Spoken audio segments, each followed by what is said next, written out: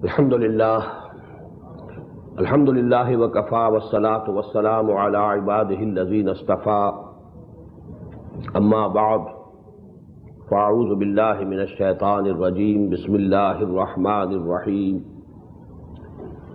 मा असाब मिन मुसीबतिन इल्ला बिइज़्निल्लाह व मन युमिन बिल्लाहि यहदि क़ल्बह वल्लाहु बिकुल्लि शैइन अलीम इला क़ौलिहि तआला इन तुक़रिदुल्लाह क़र्ज़न हसनन युज़ाइफ़हु लकुम व यग़फ़िर लकुम वल्लाहु शकूरुन हलीम आलिमुल ग़ैबि वश्शहादतिल अज़ीज़ुल हकीम सदक़ल्लाहुल अज़ीम। रब्बि इश्रह ली सदरी व यस्सिर ली अमरी वहलुल उक़दतम मिन लिसानी यफ़क़हू क़ौली।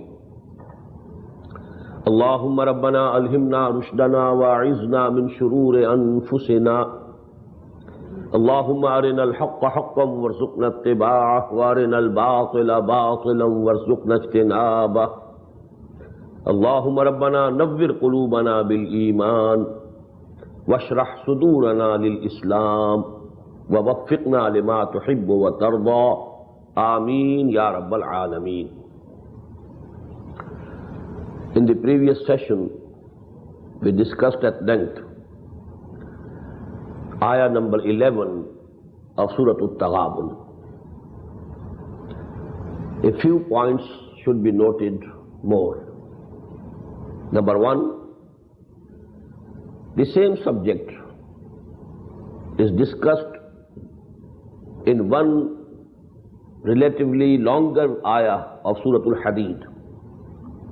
I told you there's a collection of 10 Madani surahs, starting from Al-Hadid to At-Tahrim. 5 among them start with Sabbaha lillah or Yusabbihu lillah. The first one starting with Sabbaha lillah is Surah Al-Hadid. Sabbaha lillahi ma fis samawati wal ard. And the last one is Surah At-Taghabun, which we are studying presently. The first ayah was, as you must be remembering, Yusabbihu lillahi ma fis samawati wa ma fil ard.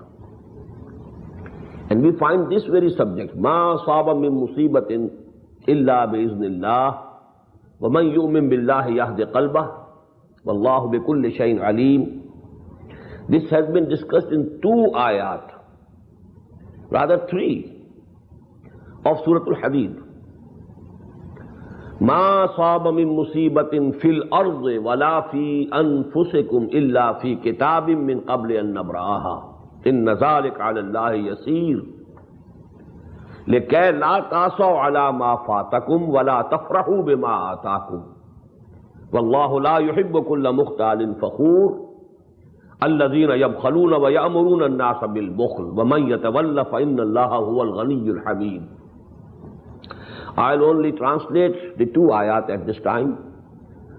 This subject we shall discuss in more detail when we shall be studying Surah Al-Hadid, inshallah. Ma asaba min musibatin. Nothing happens, no affliction, no calamity can happen. Fil ardi wala fi anfusikum. Neither in the earth, no natural calamity on a wider and larger scale. Wala fi anfusikum, nor in your own persons, personal affliction, personal ailment and so on. Illa fi kitabin min qabli an nabraha. But it has already been written in the book, and that book is the knowledge of Allah subhanahu wa ta'ala. Before we make it appears only at certain time, in the time and space complex. But actually in the knowledge of Allah, it was existing from ever. And ذَلِكَ عَلَى اللَّهِ يَسِيرٌ, and this is very easy for Allah. It might be incomprehensible for you. It might be impossible. It might appear impossible to you. إِنَّ ذَلِكَ عَلَى اللَّهِ يَسِيرٌ, on Allah and for Allah is very easy. What should be the result of this knowledge? لِكَيْ لَا تَعْصَوْا عَلَى مَا فَاتَكُمْ. You shouldn't be grieved You shouldn't feel sorry for what you have lost. وَلَا تَفْرَحُوا بِمَا آتَاكُمْ. And don't be over glad, very happy on what He gives. Some money has come to you, some gain has come to you, something beneficial has occurred for you. Don't be very happy. And something you have lost, don't be very much grieved. Actually, from this I want to make one point. It's absolutely natural that some effect takes place. Something which is pleasant physically, well, there will be some effect on human being. If something is painful, there will be a reaction. So the natural or physiological reaction, that is absolutely different. But to have the grief and sorrow and why this has happened, it should not have happened. And you know, one feels very happy, very delighted, over delighted on some gain. Well, this, you know, actually, if I place before you the example of a pendulum is swinging. The more iman you have, the less will be the swinging of this pendulum. And the more you are away from iman, and you are not having the true knowledge, the swinging of the pendulum will be great. You have some gain and you are very happy. The pendulum has gone to that extreme. There's some loss and you are very much grieved. The pendulum has gone to that extreme. But you know, the more and more you have knowledge of the realities of this universe, the more and more you have faith in Allah subhanahu wa ta'ala, the more and more you know that everything that is happening is for me as a test. Actually, this whole life, you know, which we are passing in this world, it is for testing. خَلَقَ الْمَوْتَ وَالْحَيَاةَ لِيَبْلُوَكُمْ أَيُّكُمْ أَحْسَنُ عَمَلًا. If He has given something me, He is testing me. If He has taken something from me, He is testing me. So both conditions are of testing. So, less grief on loss, less delight on gain. Lesser grief on loss, lesser delight on gain. The more you have iman, the more you have the deep understanding, the more you have the faith in Allah, the pendulum will, the swing of the pendulum will decrease. But there will be some, effect which is physical. If something pleasant has happened, some sort of delight. And if something unpleasant has happened, some physical effect, some reflex action would take place. That is negligible. Second point is that although we know that whatever has come to me, it has come from Allah, but there are the agencies through which Allah subhanahu wa ta'ala has sent me this thing. Now, if a person has committed something wrong, it doesn't absolve him from his responsibility. He is punishable. You have the right to have qisas. That is this other aspect. Because for social, life, there must be qisas. The criminals must be brought in the book. They must be punished. Otherwise, the whole society will be disrupted. وَلَكُمْ فِي الْقِصَاصِ حَيَاتٌ يَا أُولِي الْأَلْبَابِ. For this worldly life, and for discipline in this life, and for, a system, a discipline, you need punishment also. You have to punish the culprits. Even the Prophet ﷺ, Rahmatan lil Alameen, he punished the culprits. He, gave the judgment and verdict that the hands of the thief be chopped off. He got, people who had committed adultery, a person and a male and a female, both stoned to death by the orders of the Prophet ﷺ. Although he was all merciful, he was Raufur Rahim, but punishments, hududullah, they have to be enforced. So there should be a balance between this thing. What has come to me, it is from Allah. Actually, but whosoever is there in between, If he has done something, well, he is responsible. And he will be punished if he has done something wrong. So that punishment or qisas, it is actually a part of the Sharia. Now we proceed to the second ayah. As I told you in the beginning, now the two ayat are concerned about what is coming out from us. The deeds and actions. Our eyes seeing something.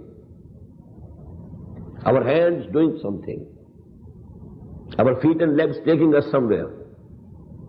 All these are organs with which we are doing something. And Iman should have two effects. Number one, وَأَطِيعُوا اللَّهَ وَأَطِيعُوا الرَّسُولَ فَإِن تَوَلَّيْتُمْ فَإِنَّمَا عَلَى رَسُولِنَا الْبَلَاغُ الْمُبِينُ. Whatsoever you are doing or committing, no action of yours, no deed of yours should be contrary to the law and commandment of Allah and His Messenger. Your eyes should not see what Allah subhanahu wa ta'ala has forbidden to see. Your hands shouldn't do what Allah subhanahu wa ta'ala has forbidden to do. Your feet and legs shouldn't take you where Allah subhanahu wa ta'ala doesn't like you to go.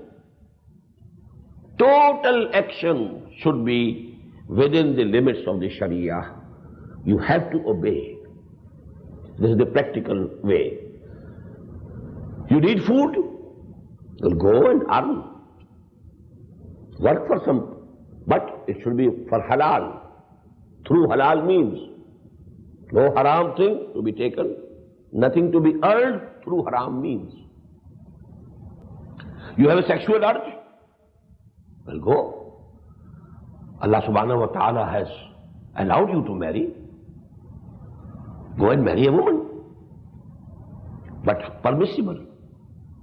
Certain relations forbidden. وَحَرَّمَاتِ أَبَدِيَّةً. You can't marry your sister.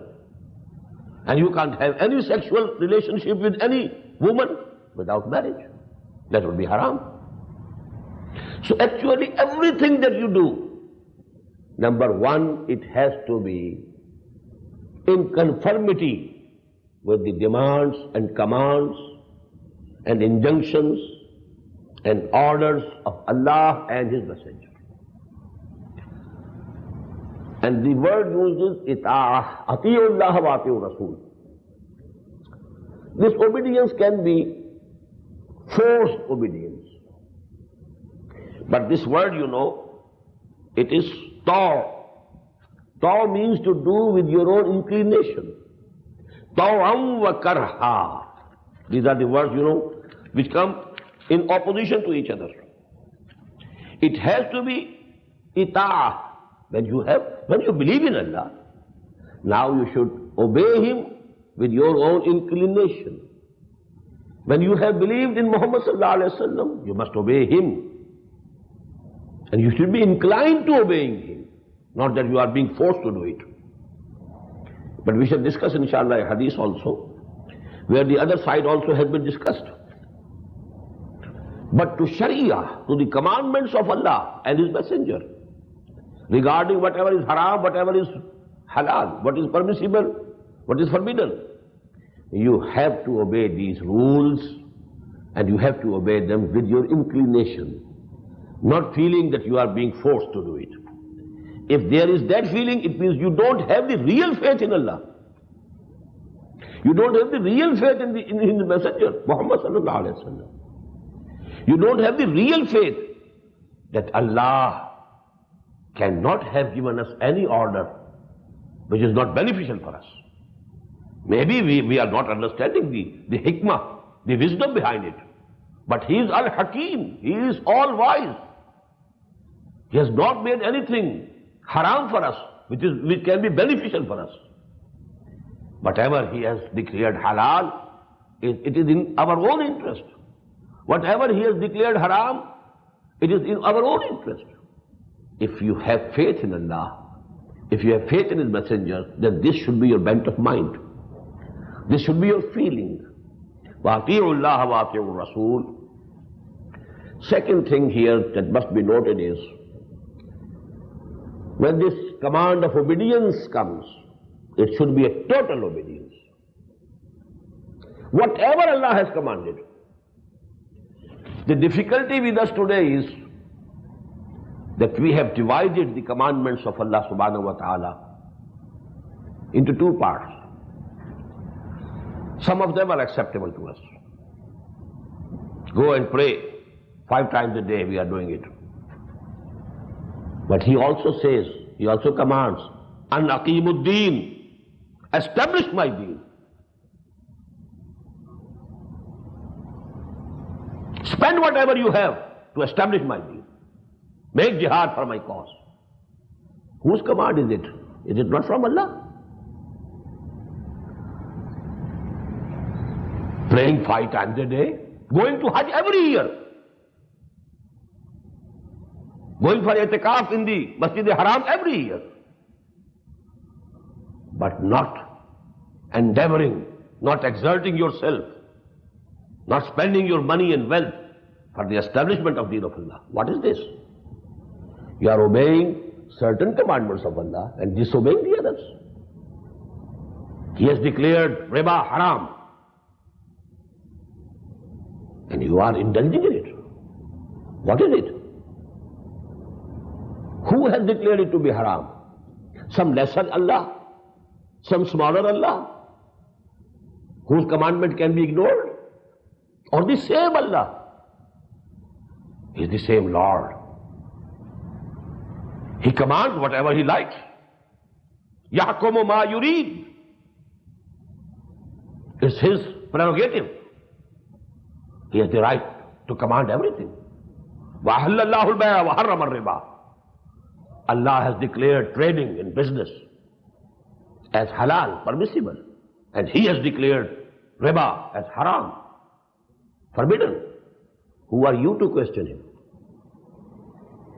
You believe in your own thinking, your own intellect, or you believe in Allah? You have to follow your own understanding and argument, or you have to follow the Prophet? Just analyze what behavior we have today. And that is why, let me quote the ayah, one of the most bitter ayat. Although it was said about the former Muslim Ummah, the Jews, but it is applicable to us 100%. أَفَتُؤْمِنُونَ بِبَعْضِ الْكِتَابِ وَتَكْفُرُونَ بِبَعْضٍ.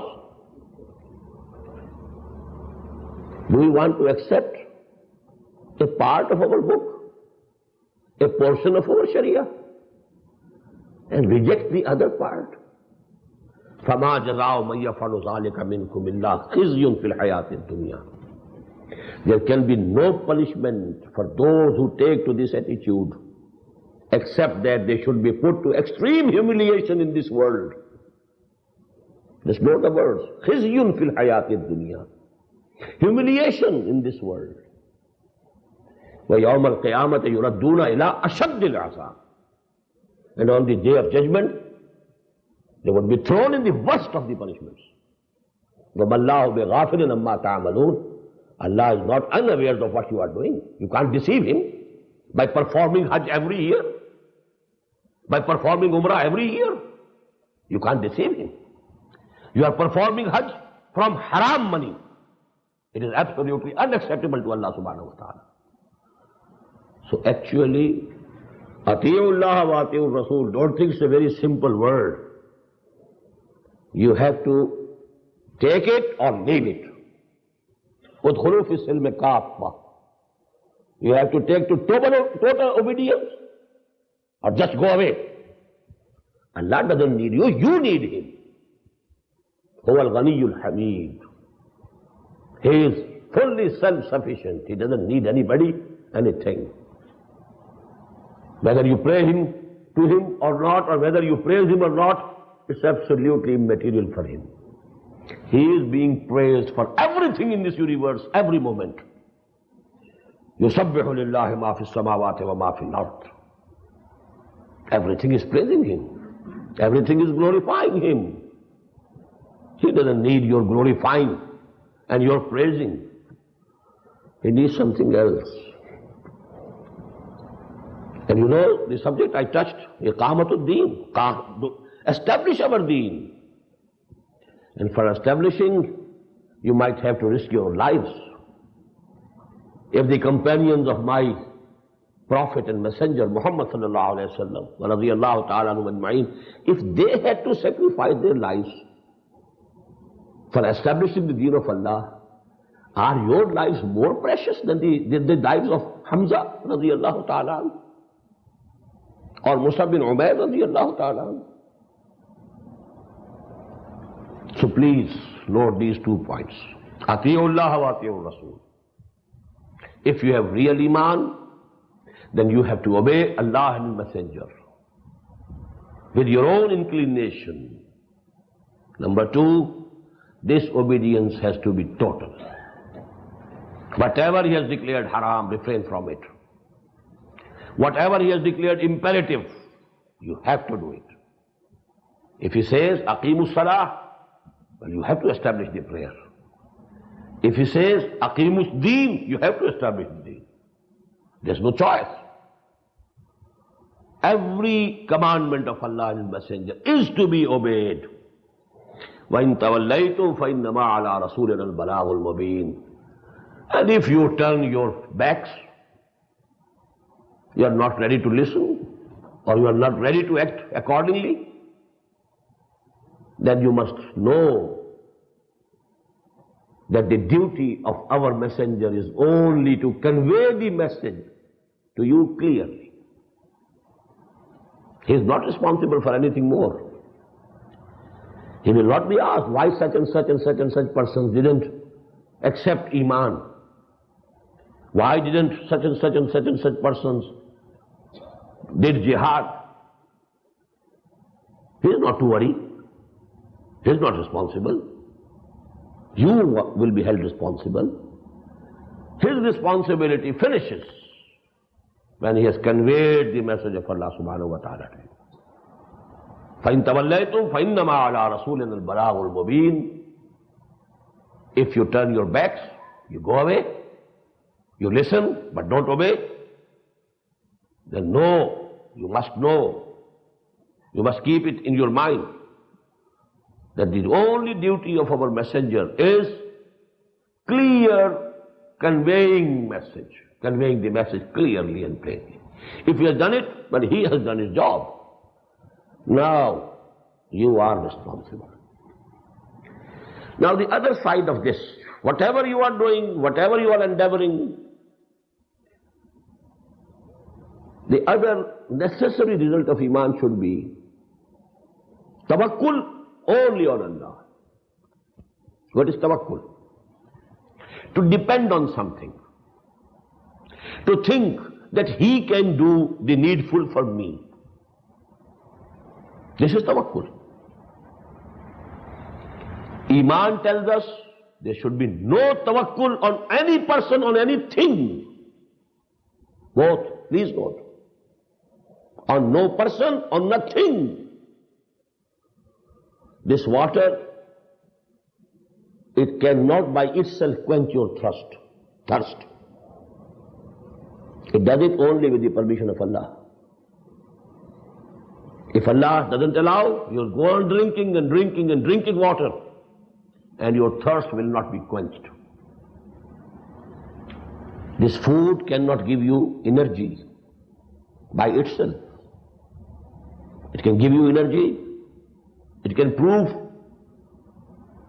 energy for you if Allah wills so. There's a hadith that every morsel of the food which is passing through your throat, ask the permission of Allah subhanahu wa ta'ala.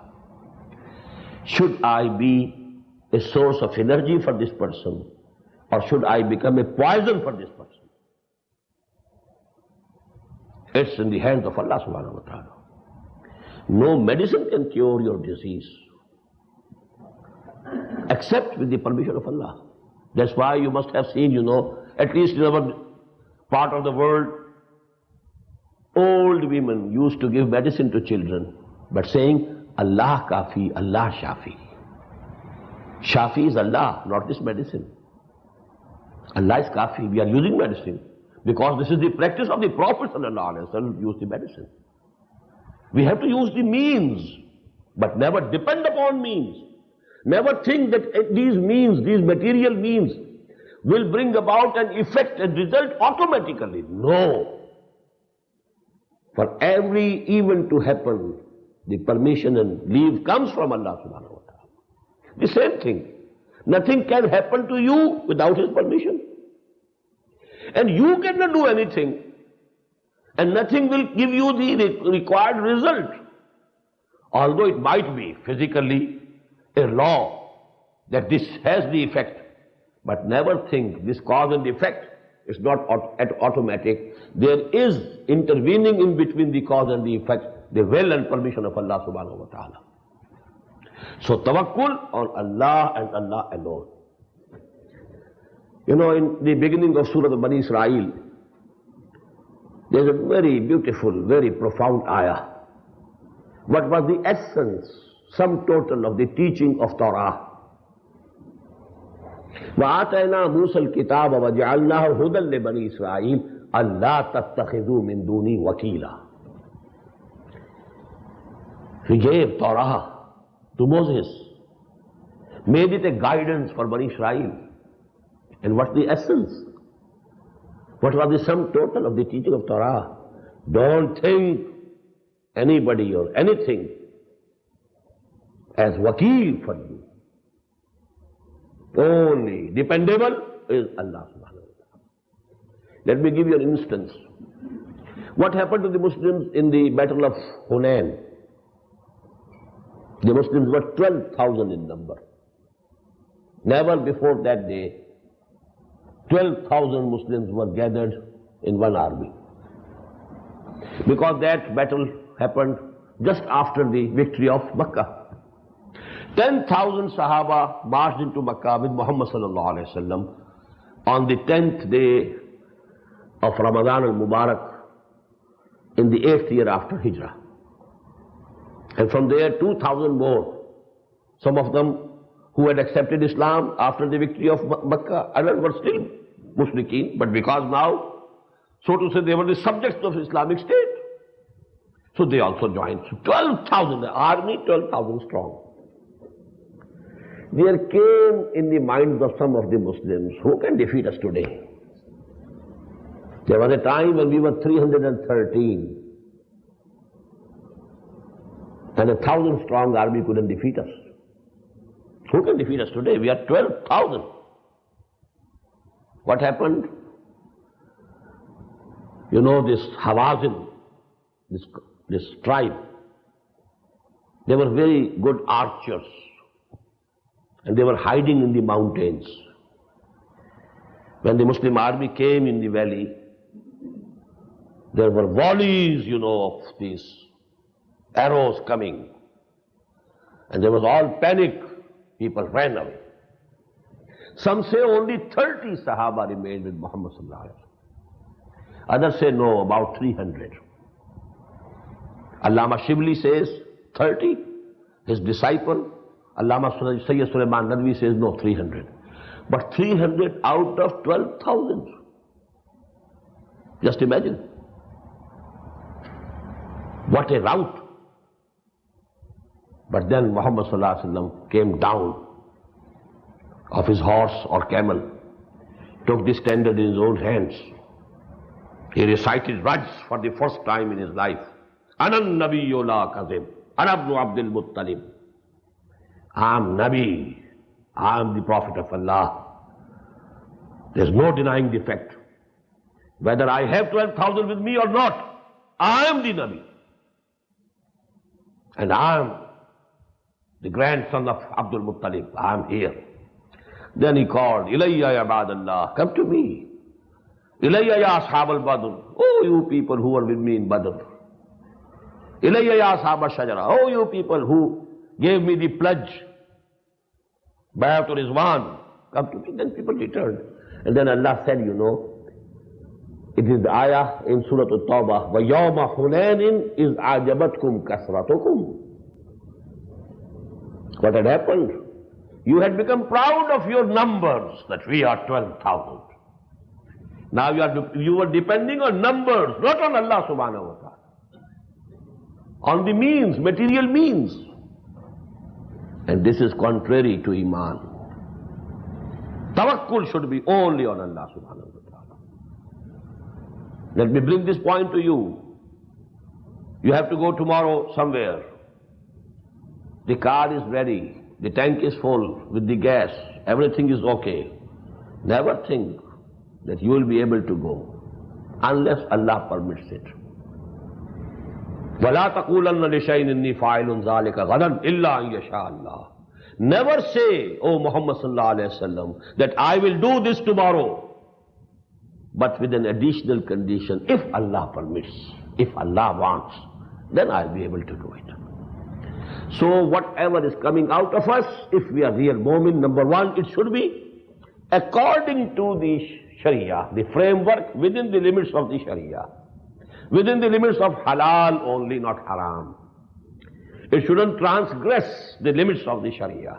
أَطِيعُوا اللَّهَ وَأَطِيعُوا الرَّسُولَ فَإِن تَوَلَّيْتُمْ فَإِنَّمَا عَلَىٰ رَسُولِنَا الْبَلَاغُ الْمُبِينُ. And then do whatever you have to do, and you have to do it.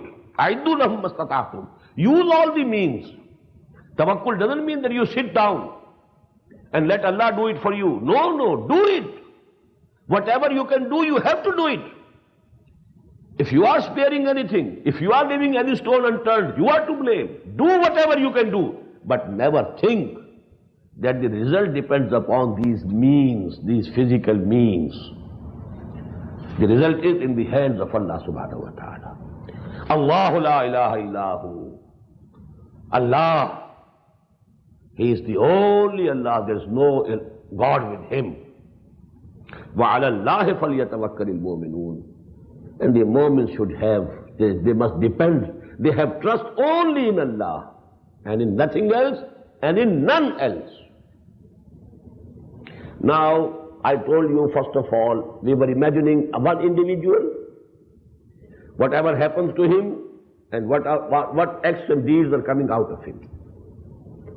The second level, we are existing in a society and living in a world of matter, in a world of cause and effect. Then we are related. We have blood relations. We have relations of blood and flesh. What should be our attitude if we have real Iman? It's a very strange ayah next. Ya ayyuhalladhina amanu. O you people who believe or profess to believe. Inna min azwajikum wa awladikum aduwwan lakum fahzaruhum. Verily, some of your spouses, I am willfully ignoring the word wives. In Arabic, zawj means the pair. Husband is the zawj of the wife, and wife is the zawj of husband. So the word of the English language, spouses, mostly translated as wives, because generally the address, in Quran is in the masculine gender. So for them, the spouses are the wives. So you may translate it either way. Some of your spouses or some of your wives and some of your children are enemies for you. Fazaruhum. So beware of them. Be on the alert. Be on the defensive. Be careful. But this min can be tab'iziyah, it can be bayaniyah also. In your spouses and in your children, there are potential enemies for you. All of them are your enemies, potential enemies. What does it mean? The requirement of Iman is that the love of Allah in your heart should be supreme. While on instincts, you are loving these relations. And Allah subhanahu wa ta'ala has Himself put this love and affection in human beings. Had there been no love and affection in the parents for the offsprings, how could they have brought them up? If there was no love for the husband in the heart of the wife, or for the wife in the heart of the husband, how could they remain united for the whole of their lives? How could they live together? So these are essential. But now, this love for these creatures, for these men, for your wives, and for wives for their husbands, and for your parents, and for your offsprings, for your sons and daughters, and for your brothers and sisters, and for your nation or tribe, it's a challenge to the love of Allah subhanahu wa ta'ala. And if you are not on the guard, if you are not careful, maybe at times this love for your wife or love for your son or daughter may take you away from the injunctions of the Sharia. You want to feed them the best way.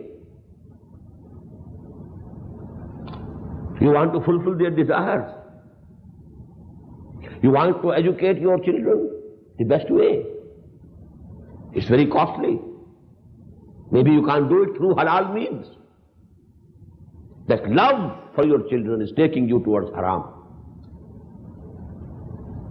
And now, what will be your end? If you are thrown in the fire of hell on the day of judgment due to the love of your sons or your wives or your parents or your brothers or your sisters or your nation, are they your enemies or friends? If there is Iman. If there is Iman that the real life is the life of hereafter. That's the big if. If you really know that the real life is the life of the hereafter. If you really believe in the ayah that we read yesterday, ذَلِكَ يَوْمُ التَّغَابُنِ, that is the day when it will be decided who was successful and who was a failure. Who gained and who lost. That is the day of judgment. That is the day of decision. If it is so, it's a big if you really believe in it, then all loves in you, they are a potential threat to your future, and they are the challengers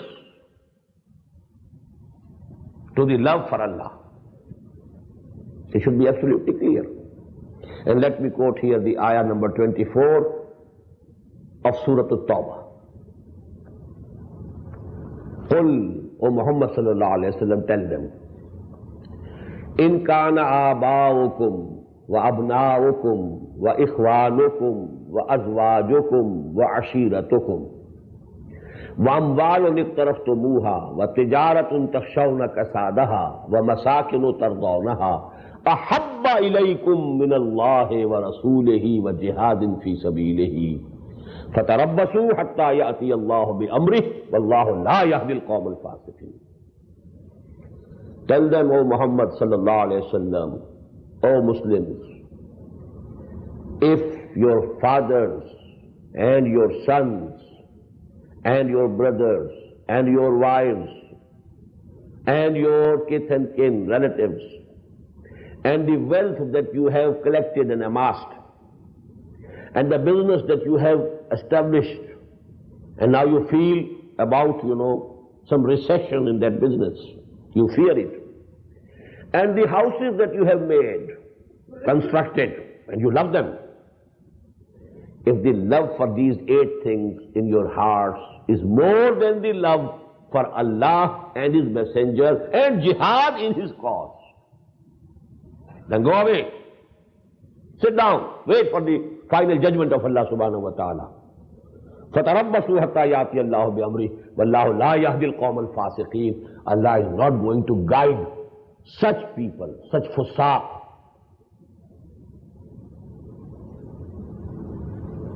A very bitter truth. You put, on one side of the scale, 8 loves in you.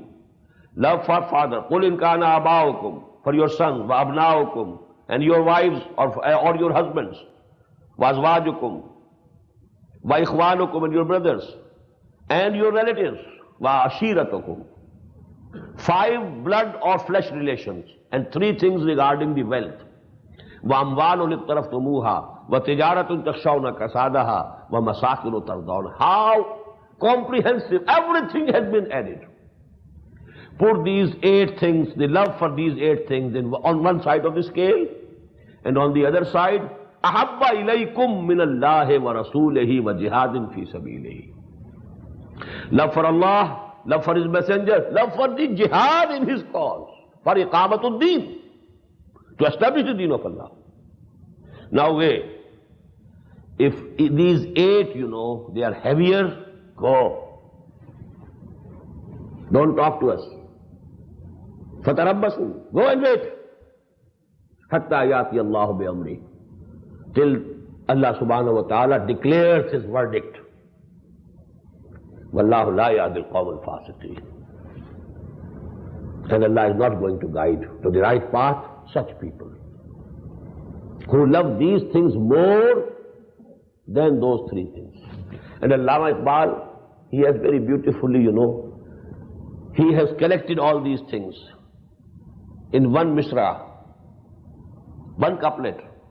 ये मालो दौलत दुनिया, ये रिश्ता ओ पैबंद, बुतान वहम गुमा ला इलाहा इल्लल्लाह. Maalo daulat dunya,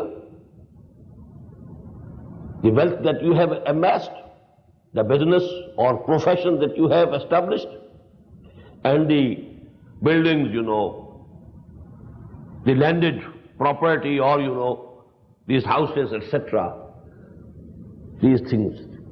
Rishta o paivan, father, son, brother, wife or husband, spouses, and the close relatives. ये मालो दौलत दुनिया, ये रिश्ता हो पैबंद, बुतान वहम गुमा ला इलाहा इल्लल्लाह.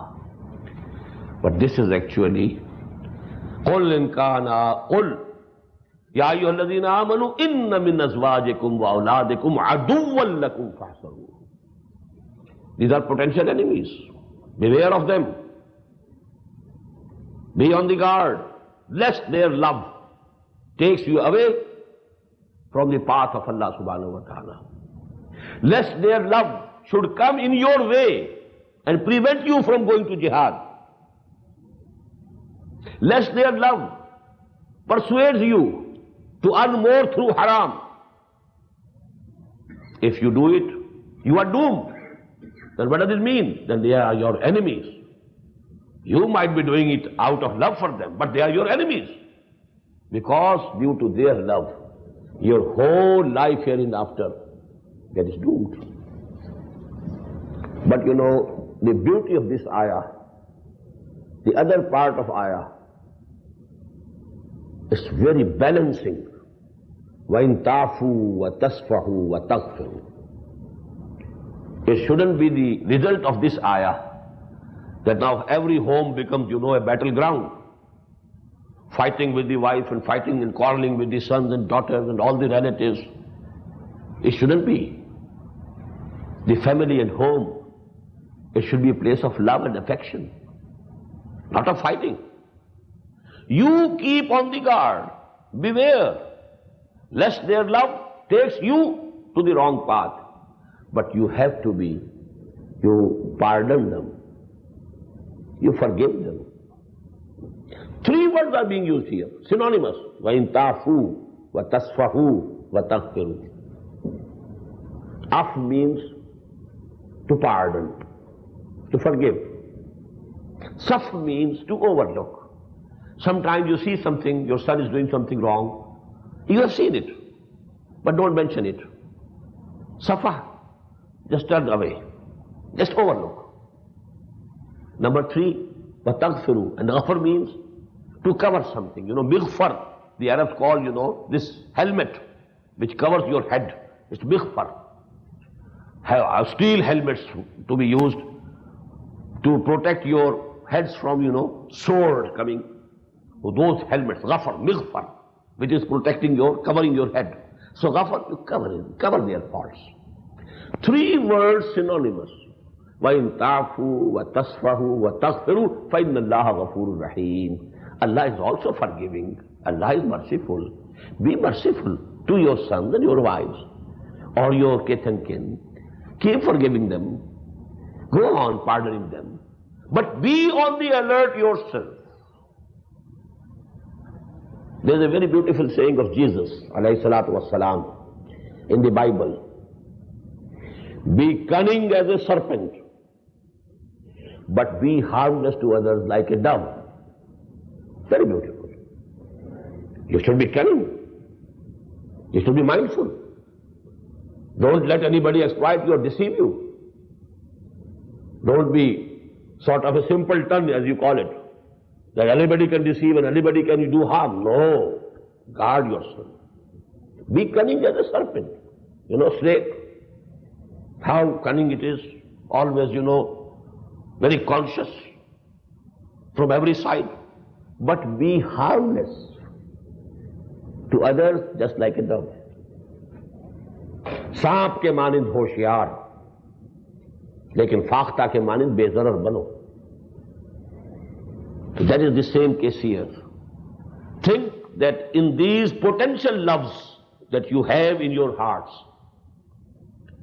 whom you are loving on instincts, love them, have affection for them, but be on the guard, lest their love takes you on the wrong path, prevents you from doing what you should do as a mu'min, as a Muslim.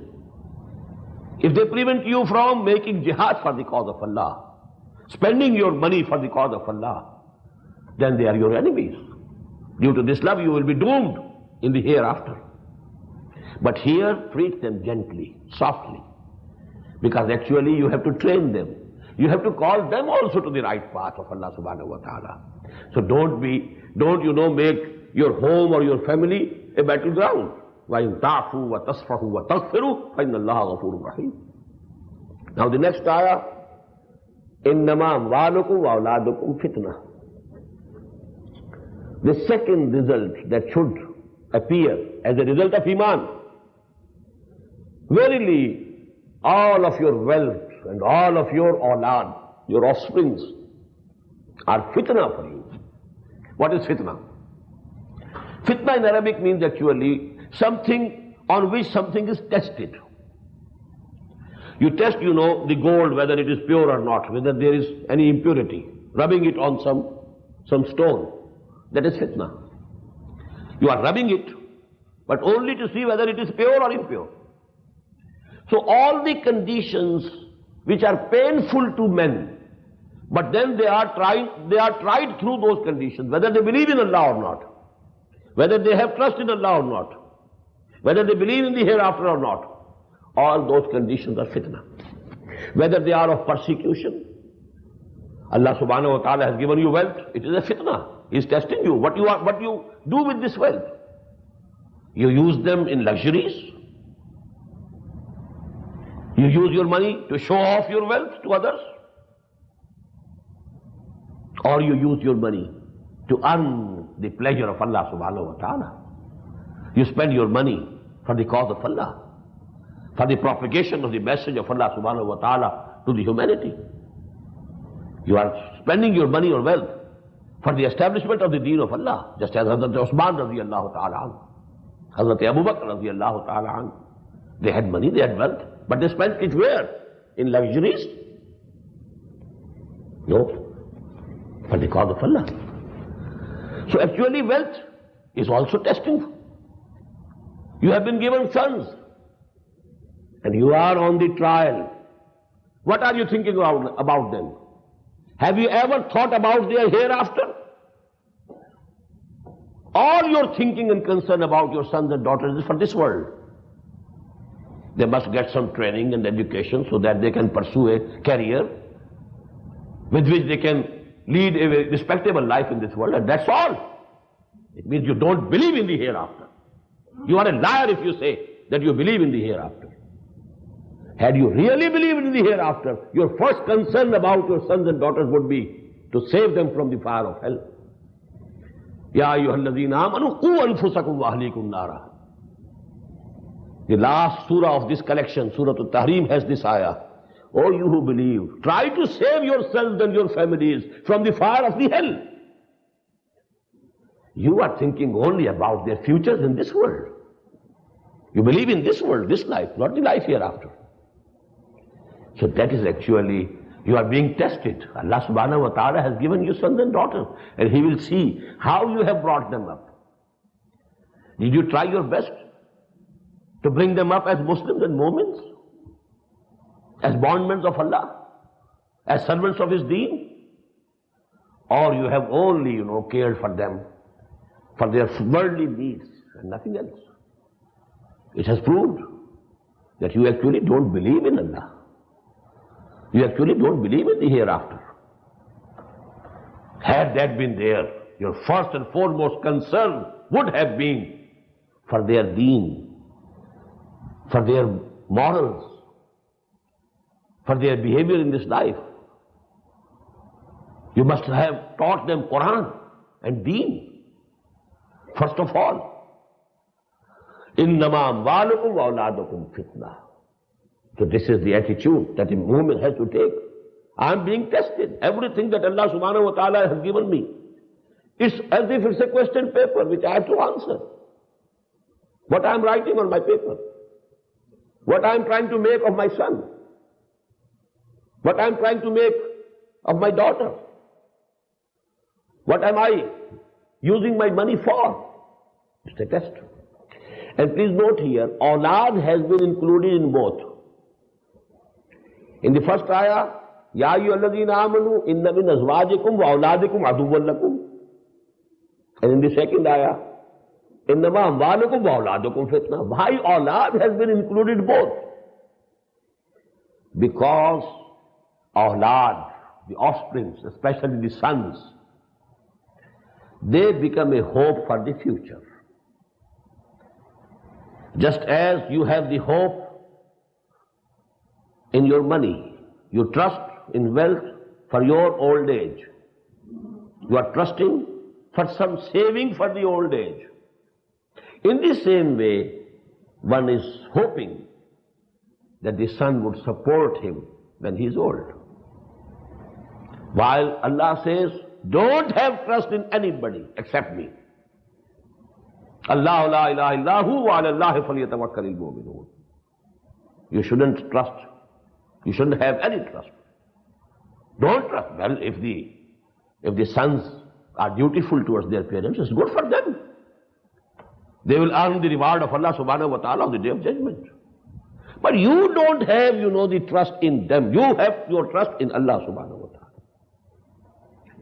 Awlad is fitna. You must prove yourself that you have done what you should have done for your awlad.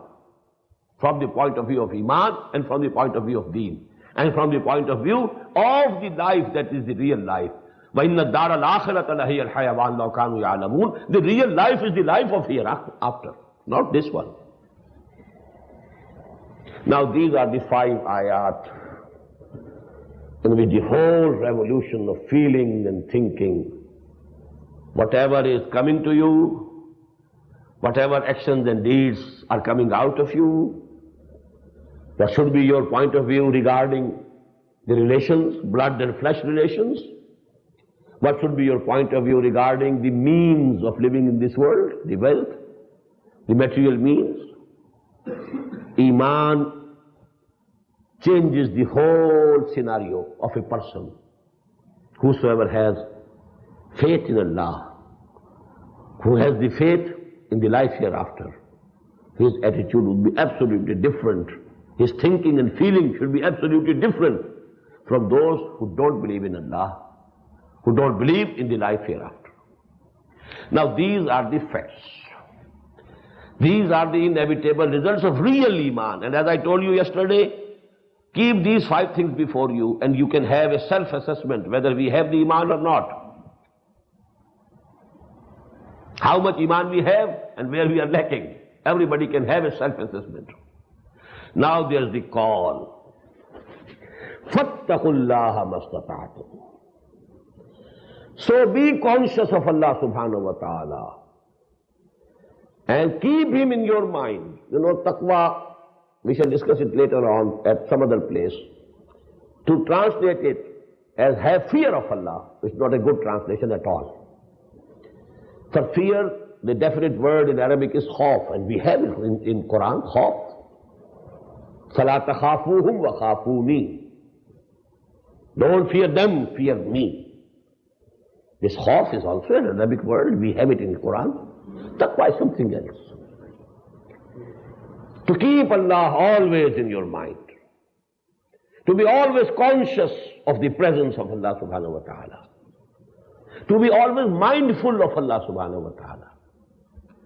And this taqwa, it can have an element of fear also. But the positive side is love. You don't want to offend your father. You don't want to injure his feelings. But it is due to love that you have for him. In the same way, don't disobey Allah subhanahu wa ta'ala. Actually, it is out of love for him. But there should be fear of his, punishment.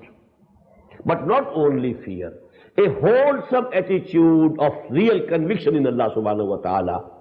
If he is there, if he is present in your consciousness, always at the conscious level, then it is taqwa.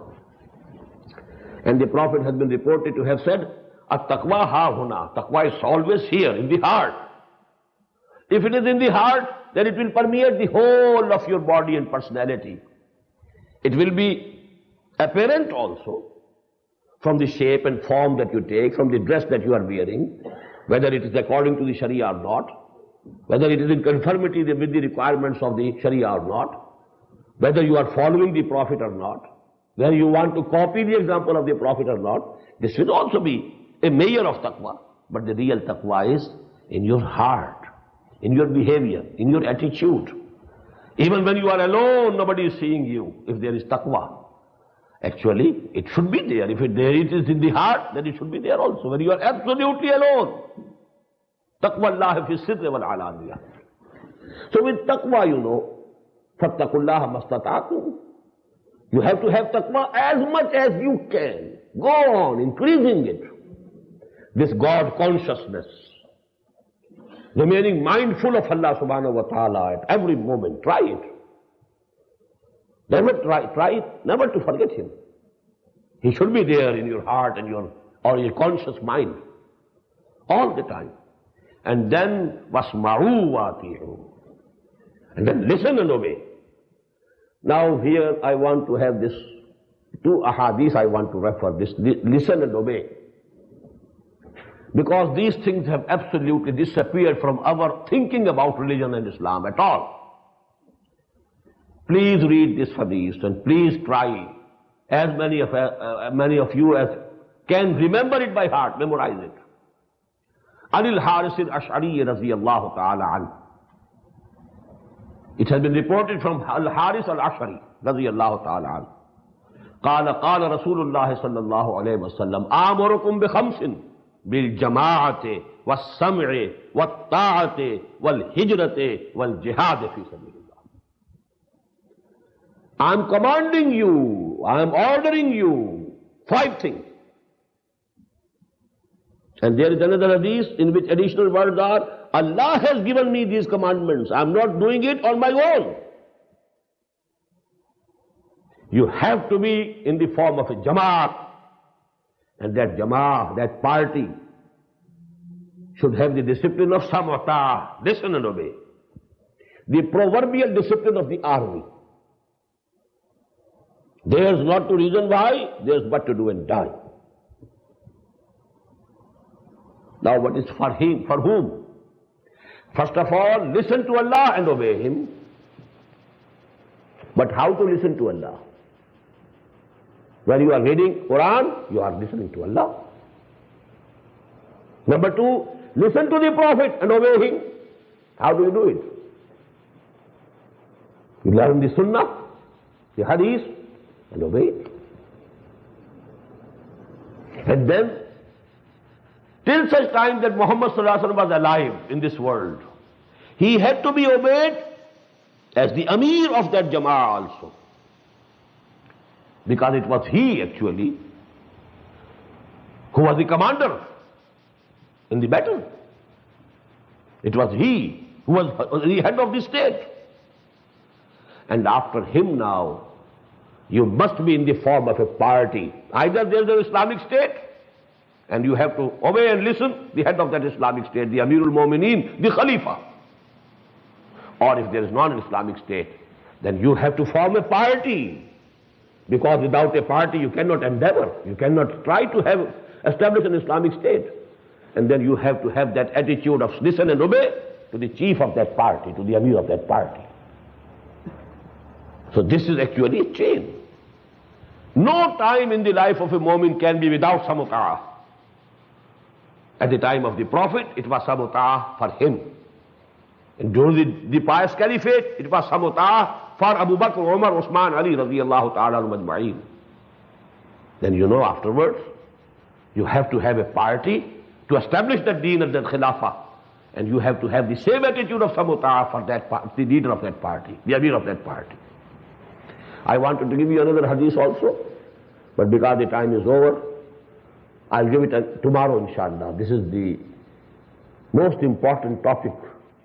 And because a few points more have been left about this lesson, so before going to the next lesson tomorrow will be the ayat from 30 to 36 or 35 of 36 of Surah Hamim Sajda. And before that, inshallah, I'll discuss a few points that have been left over of this lesson. أقول قولي هذا واستغفر الله لي ولكم ولسائر المسلمين والمسلمات.